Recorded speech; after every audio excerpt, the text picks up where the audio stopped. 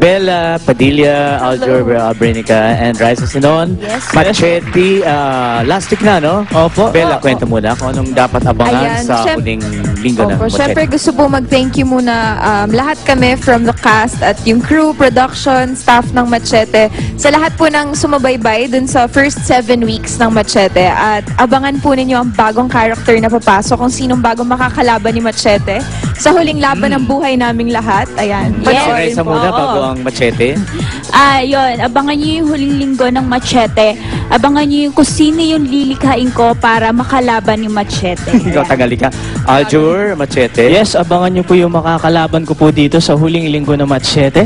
Siyempre, pag ginawa ni Raisa, mas malaki, mas nakakatakot. Abangan nyo po yan at Abangan yung bagong uukitin ni napakaganda Raisa. ng laban ng mangyayari. At abangan nyo po ang kung sino ba talaga ang pipiliin ni Machete. Kung si Jessa nga ba or si Aginaya. Kung ang pipiliin ko ay yung nakaraan or yung present love. Sino dito sa dalawa? Abangan nyo lang. Yes. Last week ng Machete. Thank you, Bella. Thank you so much. Yes, Thank you so nagpapasalamat po. much. Directed by Direk Don Michael Perez po yan and Direk Direk Gina Gina Alahar. Alahar. Thank you so much. Thank you. Sa aming EP, si Ate Nieva. Thank you. Okay, at bukod sa Machete, ito pa, si Angelo De Leon, nakilala na sa wakas ang pamilya ng dating nobyong si Joco Diaz, sa burol ng ama ni Joco na si Paquita Diaz.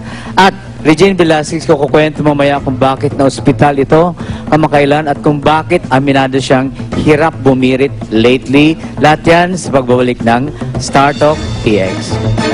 Thank you. Thank you. Star Talk. Machete, last week na.